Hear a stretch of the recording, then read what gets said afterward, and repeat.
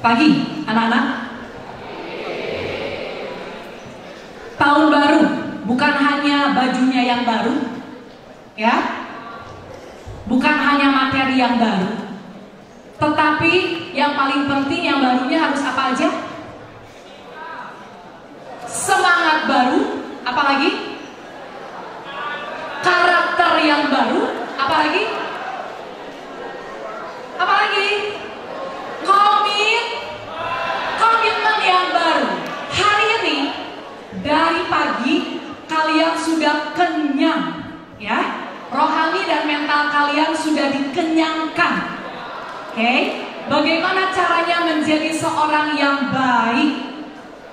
Masalahnya duduk terus dari pagi pasti capek, betul? Pantat kalian sudah panas dan badannya sudah pegal-pegal. Jadi sebelum kita maju ke acara berikutnya, kita akan berelaksasi sebentar saja, ya. Nah, mari kita latihan up and down tanpa ada suara. Selama masih ada suara, kita akan terus up and down terus-terusan, non-stop. Kita mulai ya, tunggu hitungan. 1, 2, 3, up, down. Masih ada suara. Up, down. Masih ada yang ketawa ketiwi. Jadi lanjut ya. Up, down. Masih ada yang katanya, ya. Jadi lanjut lagi. Up, down. Lumayan bagus. Up. Nah, sekarang kalian boleh goyang-goyangan kaki, ya. Tangan diangkat, pinggang boleh, ya, digoyang-goyang supaya agak segar sedikit. Ayo, silakan bergerak cepat. Ya, silakan, boleh bergerak. Lepaskan kembali otot-otot kalian. Ya, ya, cukup ya. Oke, sekarang kita akan pompa kembali semangat kalian sebelum kalian duduk. Oke, tolong teriak dengan keras. Ya, belum. Teriak dengan keras. Yes, yes, yes. Kelas 1. Oke, 1, 2, 3. Belum serempak. Masa nggak bisa ngomong yes, yes, yes aja? Yuk lagi. 1, 2, 3. 1, 2, 3. Oke, terima kasih. Boleh duduk kembali. Dengan tenang, ya. Acara akan kita lanjutkan dengan acara talk show.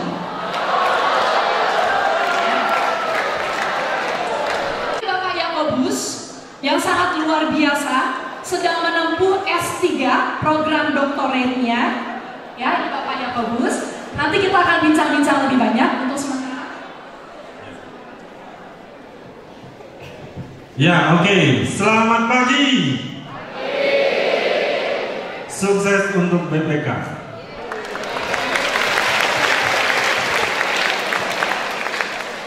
Terima kasih Pak Yakobus, bisa tolong dibantu kembali.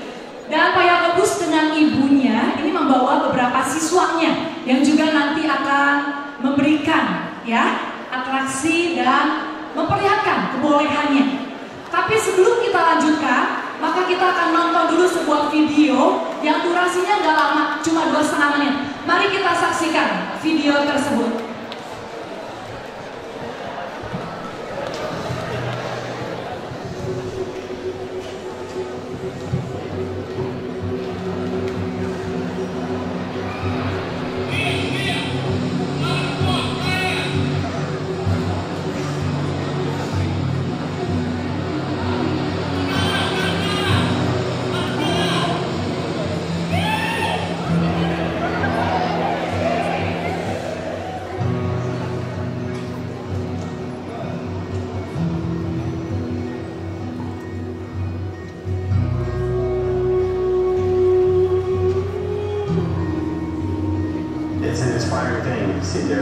traveling all around the world with one story. That's right. Derek's story has definitely inspired anyone and everyone.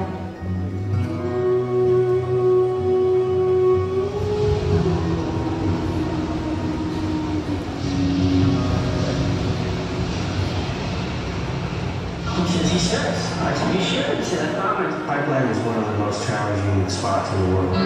You know how big it is and how powerful it is and how serious it is. It's hard enough to survey with eyes. He's straight away saying, I want to surf pipeline. When you know what you're doing and you've been surfing for 30 years and you can see perfectly well, you can die.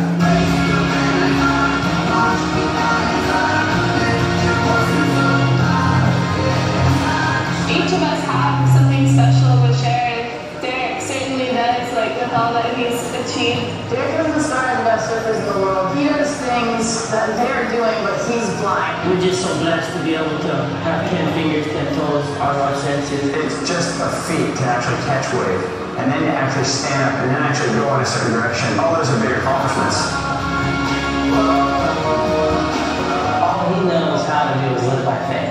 Be an inspiration to so many people that you can do things. I think being a surfer is all about faith because you are waiting for something that you really can't see.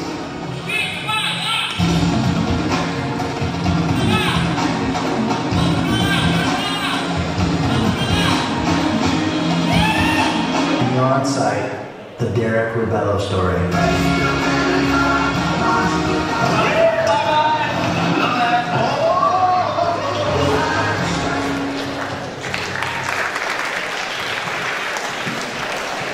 Ya, videonya tentang seorang tunanetra, Derek Rabelo, orang Brazil, ya, yang dengan usahanya yang sangat gigih, dia berhasil membuktikan seorang tunanetra bisa menjadi seorang pro surfer, ya, pemain surfing dunia, dan dia bisa mencapai mimpinya untuk bisa surfing di pipeline. Ada yang pernah dengar pipeline? Di mana itu pipeline? Pipeline Waves itu terkenal sekali. Di mana Pipeline Waves? Di Hawaii, betul. Bagi semua, ya, surfer-surfer dunia, mereka baru dianggap sebagai surfer kelas dunia jika mereka pernah dan bisa menaklukkan ombak di Pipeline Hawaii. Jadi kalau kalian suka dan bisa main surfing, sekali waktu datanglah ke sana. Lihat, apakah kamu bisa menyaingi Derek Rabelo ini? Derek Rabelo ini luar biasa. Dia tidak pernah give up. Dia jatuh, dia bangkit kembali, dia jatuh, bangkit kembali, sampai akhirnya bisa sukses seperti itu. Jika Derek Rabelo bisa, dan Bapak Yakobus juga bisa seperti itu, seharusnya, ya, kita semua yang tidak memiliki keterbatasan harusnya bisa lebih dahsyat dari itu. Setuju? Setuju ya? Kita akan lanjutkan dengan bincang-bincang ya dengan Bapak Yakobus. Silakan.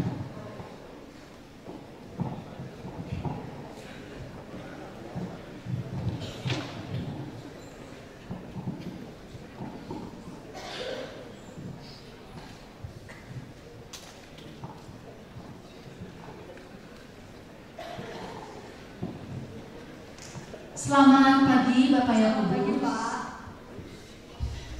Gimana Pak, misalnya berada di kalangan keluarga SMPK 1?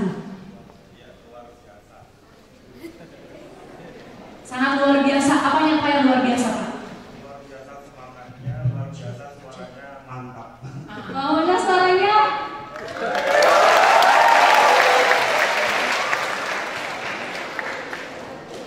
Ya, kami sangat berterima kasih sekali ya Pak. Karena harusnya hari ini Bapak sidang ya Pak ya. Kami mendengar bahwa Bapak harusnya sidang. Ya, terima kasih juga. Senang bisa bertemu di tengah-tengah adik-adik atau katakanlah dari BPK ya. BPK 1. BPK 1. Ya, oke. Kita akan lanjutkan dengan mengawali ya kegiatan bincang-bincang kita. Harus tahu dulu ya siapa Pak Yakobus. Kata orang kalau tidak kenal tidak sayang ya. Jadi setelah kamu tahu profil dari Pak Yakobus, setiap kali bertemu dengan Bapak Yakobus, kalian bisa say hello, bisa greetings ya, jangan lupa memberi salam. Paulus ini dilahirkan di kota Semarang, anak ketiga dari 4 bersaudara. Menjadi tunanetra sejak usia 13 tahun akibat tabrakan dengan teman saat pelajaran olahraga. Nah, untuk ini Pak, boleh bercerita sedikit kira-kira tabrakannya sampai seberapa besar? Dahsyat sampai membuat jadi tidak bisa melihat. Ya, waktu itu pelajaran olahraga di sekolah, pada saat sepak bola, saya menjadi penjaga gawang, kiper gitu. Terus pada saat mau menangkap bola, tiba-tiba ada yang nyerobot di depan. Lalu saya terjatuh, saat terjatuh tertimpa oleh teman itu. Lalu dibawa ke dokter, operasi, kesimpulannya setelah operasi malah jadi tidak melihat. Dua-duanya ya gitu. Perasaan Bapak saat itu 13 tahun itu berarti dalam kondisi normal ya, bisa melihat, bisa bermain, bisa sekolah seperti biasa. Ya, lalu tiba-tiba terjadilah kejadian seperti ini. Betul. Jadi saya pernah melihat indahnya bunga, merah, putih dan seterusnya.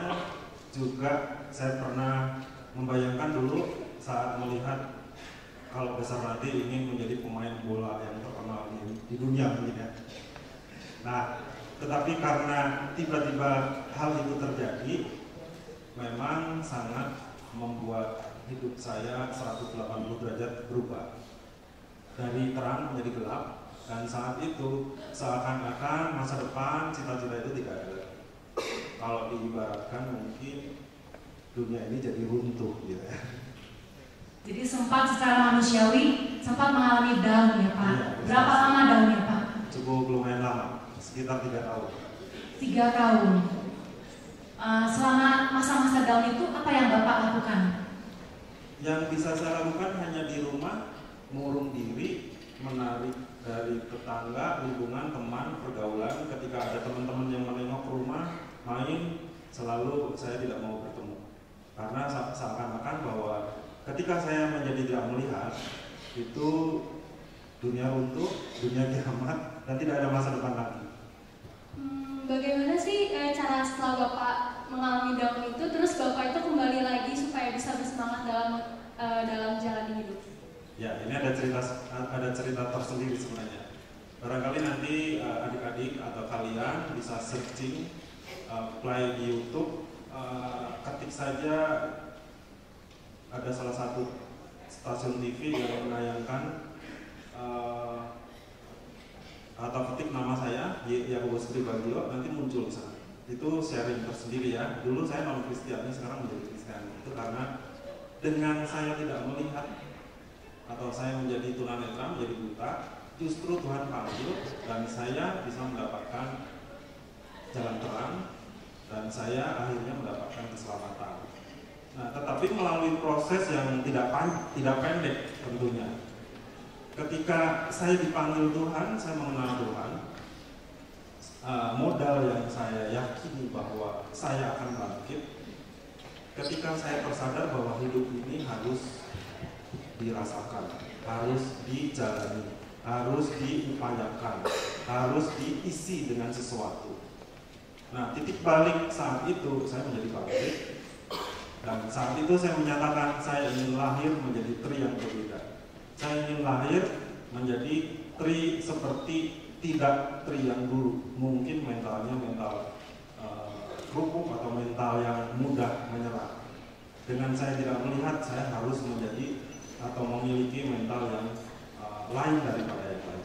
Seperti itu. Kasih tepuk tangan dulu dong buat Luar biasa ya. Dari awal, kemudian punya terang Kristus dalam hidupnya, kemudian berkomitmen ya Pak ya. Jadi semua datangnya dari diri sendiri ya. Kemudian diterangi oleh terang Tuhan dan akhirnya bisa kuat kembali ya Pak ya. Dan melangkah kembali dalam hidupnya sampai mencapai kesuksesan seperti ini. Kita teruskan kembali. Menikah sejak tahun 1999 dan dikaruniai seorang putri. Istrinya ada juga bersama dengan kita. Mungkin Ibu bisa berdiri ya Bu. Nah, istrinya ini yang menjadi penopang dan pendukung ya kayak posisi selama ini. Luar biasa. Saat ini kalau ada yang mau main-main boleh ya Pak ke rumah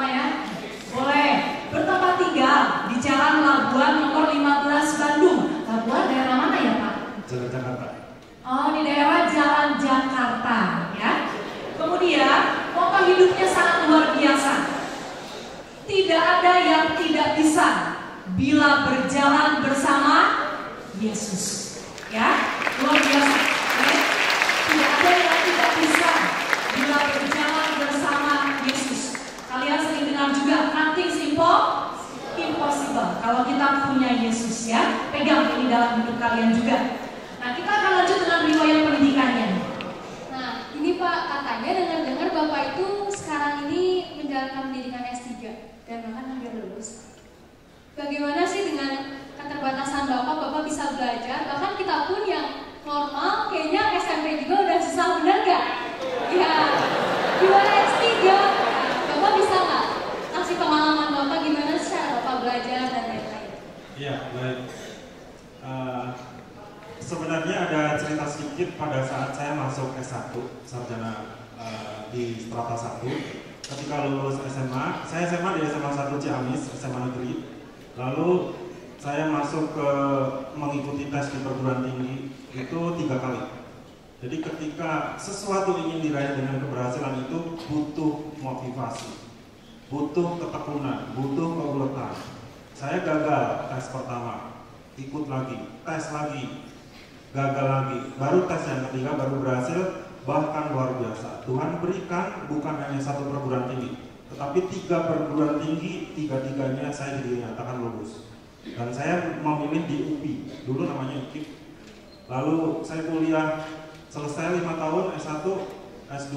Saya kalau mungkin ada museum rekor waktu itu mungkin dicatat, saya lulus tercepat selama atau sepanjang sejarah. Dia luar biasa ya. Lulusnya tercepat. Ya, lulus S2 tercepat hanya 2 tahun 3 bulan. Menurut sejarah paling cepat orang normal dan mereka bisa menyelesaikan S2 itu 3,5 tahun. Tetapi saya dengan keadaan tunanetra, saya satu-satunya di perguruan tinggi waktu itu lulus tercepat. Lalu saya mengajar di sekolah luar biasa selama 10 tahun, baru saya mengikuti atau melanjutkan perguruan tinggi di program strata 3 sarjana atau katakanlah program doktor. Gitu. Boleh tahu Pak cara belajarnya gimana nih? Jadi mungkin anak-anak juga pengen punya resepnya ya. Karena biasanya kamu bilang susah kan? SMP aja udah susah gitu ya. Kok Bapak ini bisa? Gimana cara belajarnya Pak, membacanya? Oke. Mungkin kalau adik-adik yang melihat konteksnya tidak ada masalah di penglihatan, itu saya katakan cukup butuh 1 tenaga. Saya ilustrasikan begitu ya, supaya mudah. Kalau kami yang tunanetra, yang tidak melihat, perlu tenaga itu sekurang-kurangnya 4 atau 5. Kenapa saya katakan kalau orang normal, orang melihat itu hanya 1 tenaga, 1 poin saja. Ketika mau belajar, tinggal cari buku, baca, duduk, cari tempat yang enak, langsung. Tetapi kalau buat kami itu tidak semudah itu. Untuk mencari, katakanlah referensi pelajaran matematika, saya harus cari buku dulu ke perpustakaan. Ketika saya mau pergi ke perpustakaan, 2 poin atau poin keduanya, saya harus cari reader. Saya harus mencari orang yang melihat, bisa membacakan. Tidak hanya itu, ketika saya mau mencari reader atau pembaca, saya perlu kontak dulu, sehingga saya harus cari telepon. Waktu itu belum ada handphone, adanya telepon umum. Jadi saya harus cari telepon umum, saya cari poin untuk telepon, janjian, ketemu di perpustakaan mana. Ketika sudah ketemu, poin keempatnya, setelah janjian, saya harus pergi naik angkot dari tempat saya tinggal, pergi ke UPI, katakanlah ke universitas, kita janjian ketemu. Tidak cukup sampai di situ. Poin kelimanya, ketika sudah ketemu dengan reader, dibacakan, saya harus merekam. Ketika saya merekam, selanjutnya saya harus dengarkan lagi, saya hafal lagi. Kalau ini bentuknya tugas, berarti saya setelah mendengarkan, saya rekam, saya ketik ulang dengan tulisan awas, ya, supaya dosen bisa membaca. Setelah diketik ulang, baru saya jilid, saya serahkan. Berarti berapa poin tadi? 6 ya. Butuh proses 6. Kalau kalian, atau katakanlah saya diilustrasikan bahwa orang yang melihat, orang yang normal cukup butuh 1 kali tenaga, butuh poin 1. Kalau kami butuh 6. Tetapi 6 ini perlu dijaga. Bagaimana bisa melampaui? Ya butuh tekad, butuh motivasi, butuh kemauan, butuh usaha, butuh keyakinan bahwa saya akan bisa. Luar biasa ya. Jadi kalian nggak bisa bilang lagi ya capek, belajar itu capek. Pak Yakobus sudah bilang, cuma baca, ya, baca, pelajari, hafalkan, gitu ya Pak, dan pahami. Pak Yakobus prosesnya ribet banget, complicated banget. Saya mencatat ada satu kata reader. Ketika saya masih SMA dulu, kita masih suka ya datang ke panti-panti tunanetra di Pajajaran, tidak jauh dari sekolah kalian. Kemudian programnya dari gereja ya. Kemudian kita anak-anak muda datang ke sana khusus membacakan. Nah, mungkin untuk anak-anak muda yang sekarang agak berkurang ya Pak ya keinginannya. Nah, hari ini mata hati kalian mungkin akan terbukakan kembali bahwa teman-teman kita di panti tunanetra sangat membutuhkan reader. Karena dari para reader inilah mereka bisa membaca dan belajar serta memperjuangkan prestasi akademik mereka. Ya, karena banyak teman-teman kita yang tunanetra ini juga ingin melanjutkan ke S1, S2, S3 ya Pak, dan mereka bisa berprestasi juga di segala bidang pekerjaan. Jadi yang berminat boleh ya, tadi sudah dibilang lakukan, jangan hanya bilang yang baik, tapi lakukan, berdampak, berbuat sesuatu. Tindakan yang real dan nyata adalah salah satunya menjadi leader ya Pak ya. Nah, oke, kita teruskan kembali dengan riwayat pekerjaan ya. Pak Yakobus ada yang bisa menerka apa kira-kira pekerjaannya? Karena pendidikannya di UPI Bandung, di IKIP, apa pekerjaannya? Guru, oke, betul Pak, guru Pak? Iya, luar biasa ya, guru. Nah, gurunya mengajar anak-anak sekolah SLB ya Pak ya? Saya menjadi guru itu katakanlah profesi utamanya. Saya mengajar SMP dulu, SMA. Juga ketika saya masuk menjadi guru itu tentunya karena saya daftarnya di pegawai negeri, jadi saya PNS. Kalau lihat di jalan ada yang menggunakan seragam ini kayak celana ini berarti Pemda. PNS pegawai negeri sipil ya. Betul. Lalu saya juga menangani di bidang konseling karena S2, S3-nya saya membimbing di konseling. Lalu juga di beberapa tempat termasuk di perguruan tinggi seperti di UPI, di UNM Malang, Surabaya dan beberapa tempat pernah mengundang menjadi narasumber untuk berbicara tentang motivasi, tentang hal-hal yang menyangkut aksesibilitas. Oke, luar biasa ya karyanya. Pak Yakobus ini wakil kepala sekolah di sekolah SLB di Jalan Pajajaran Bandung ya Pak.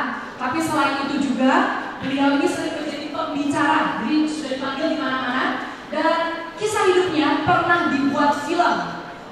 Kalau tidak salah artisnya Lola siapa ya Pak? Lola Amaria. Lola Amaria ya. Lola Amaria kemudian dengan pemerannya satu orang juga. Filmnya Jingga. Nah, kamu pulang nanti bisa buka, klik YouTube dan kamu bisa melihat ada filmnya, film Jingga ya. Kemudian yang hebat lagi, selain prestasi akademik, Bapak ini juga sangat luar biasa di dalam musiknya ya Pak. Terutama permainan apa Pak? Musikal apa? Ya, saya bisa gitar, bisa bass, drum sedikit. Ya, nanti bisa bergabung dengan timnya ya. Pemusik dari K1 ini ya, bisa nyanyi, bisa main gitar, bisa drum. Nanti di akhir dari sesi tanya jawab ini Pak Yakobus dan timnya akan perform ya, mempertunjukkan kebolehannya bermain drum.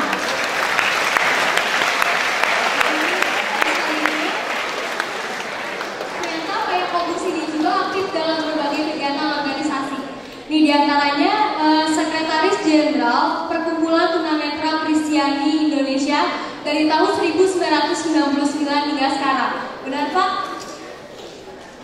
Kemudian masih ada lagi Ketua 3 Bidang Penelitian dan Pengembangan Dewan Pengurus Pusat Persatuan Tunanetra Indonesia dari tahun 2014 hingga sekarang.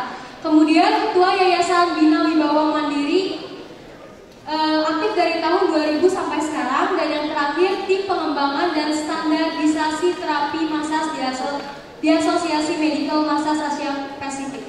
Nah, bisa nggak Bapak jelasin apa sih yang mendorong Bapak untuk aktif dalam berbagai kegiatan organisasi?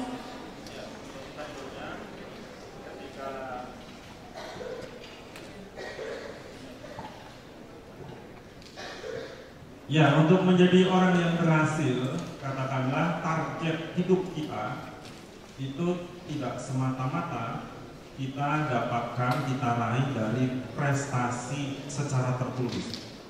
Saya berpikir ketika saya bisa melampaui segala macam problem individu, akan lebih baik kalau dilengkapi dengan entrepreneurship atau katakanlah relationship ya.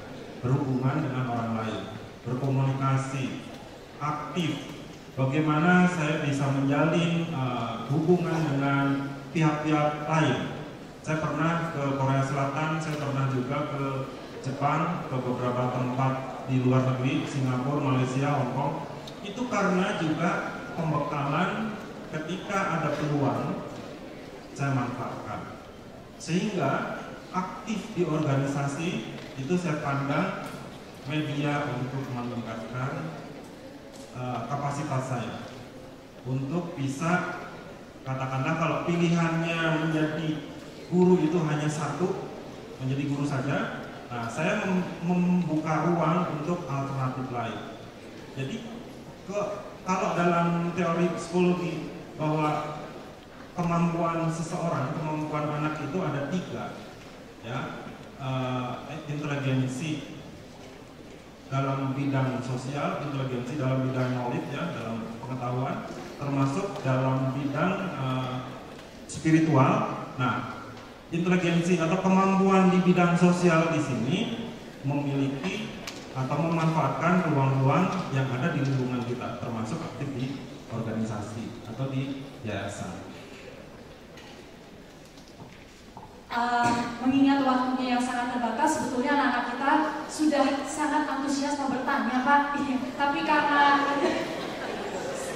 kita pulang jam 11, Pak, waktunya sangat terbatas. Bagaimana kalau kita menyaksikan saja langsung pertunjukan dari Pak Yakobus?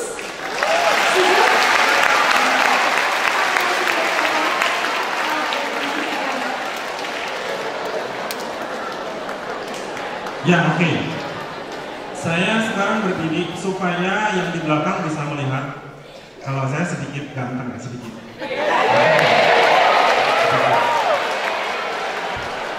Tadi saya mendengar kalian ingin tahu ada trik strategi, ya, strategi untuk saya, Anda, kalian, kita semua bisa sukses. Tapi saya akan berikan nanti di bagian akhir.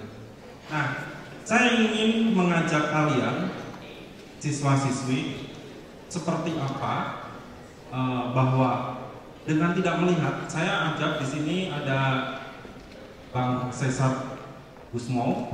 Ini sengaja saya hadirkan. Dia pemain keyboard. Ada Reza dari Jambi, ini jauh-jauh ke Bandung, SMA. Bang Aja ini mahasiswa. Lalu ada juga Sela ini SMP kelas berapa Sela?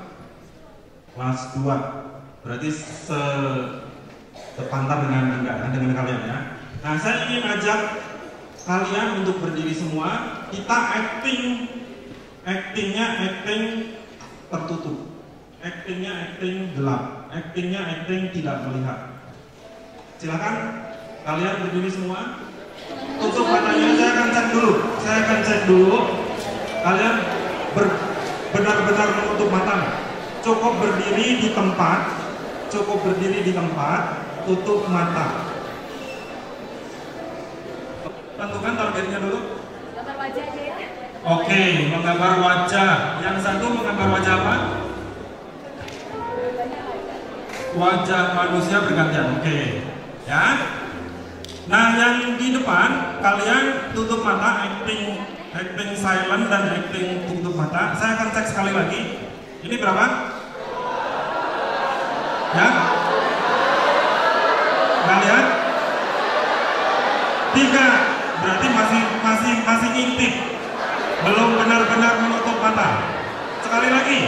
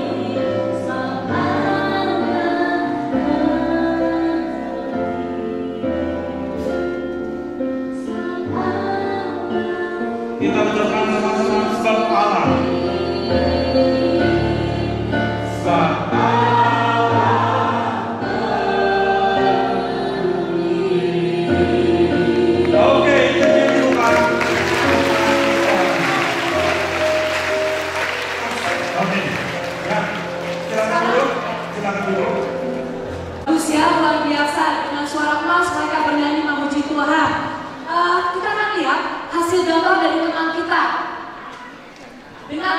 lihat ya. Ternyata hasilnya seperti ini. Bagus nggak? Lumayan lah ya. Sedikit kenang-kenangan kepada Bapak Yakobus. Dipersilakan kepada Ibu Hartati.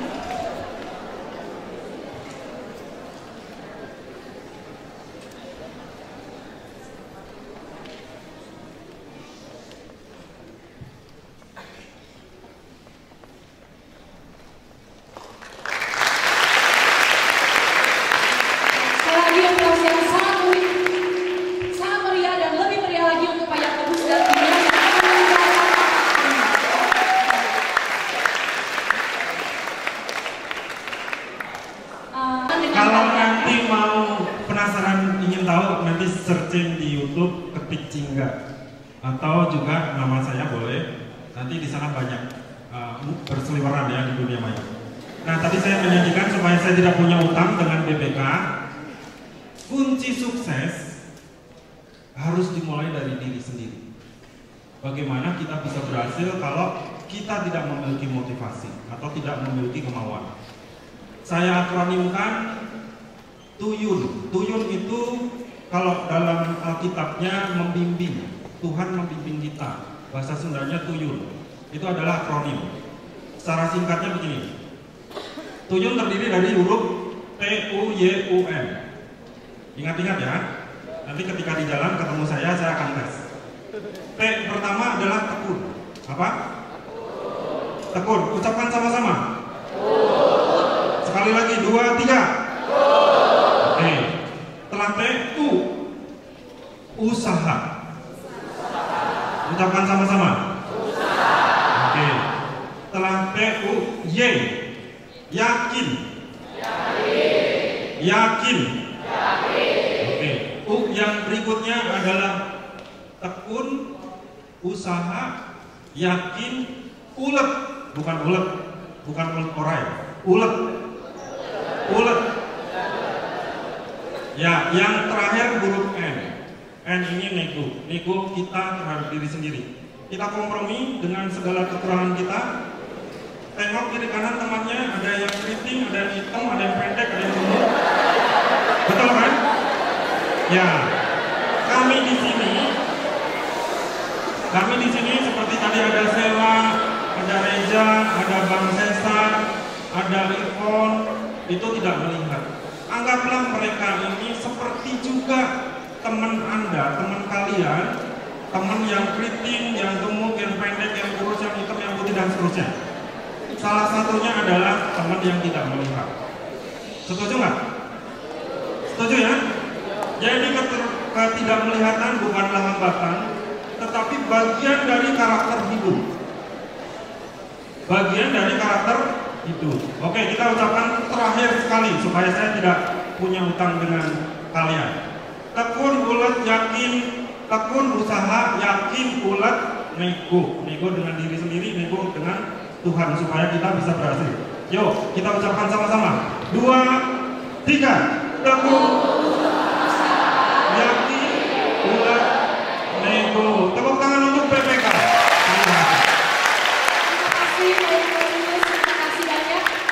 Terima kasih atas semua pesan-pesannya. Kita sangat mengapresiasi. Yang terakhir, segala puji dan syukur kami kembalikan kepada mulia Tuhan. Terima kasih untuk semua acara yang boleh berjalan dengan baik. Bapak, terima kasih juga untuk Pak Yakobus beserta keluarga dan tim yang boleh menginspirasi kami. Tuhan, biarlah di tahun yang baru ini kami boleh berkomitmen untuk mengubah diri kami, menabur kebiasaan dan menuai karakter yang baik. Tolong ya Tuhan, anak-Mu satu persatu, kiranya segala sesuatu yang kami rencanakan untuk hal-hal yang baik Engkau mampukan, Engkau kuatkan, sehingga melalui diri kami boleh menjadi surat yang terbuka, yang dibaca oleh banyak orang, dan disitulah kami boleh melihat kasih Kristus dan boleh menyaksikan kasih Tuhan, sehingga di dalam tahun yang baru ini kami boleh menjadi terang. Terima kasih Bapa, kami mohon ampun untuk semua dosa dan kesalahan kami. Apabila di dalam kehidupan kami ada banyak hal yang tidak berkenan di hadapan Tuhan. Sebentar kami akan pulang Tuhan, kiranya Kau juga sertai kami, tibakan kami ke rumah kami dengan tidak kurang suatu apapun. Dalam nama Tuhan Yesus Kristus kami berdoa. Amin. Itulah akhir dari acara Pekan Karakter hari ini. Kalian boleh pulang.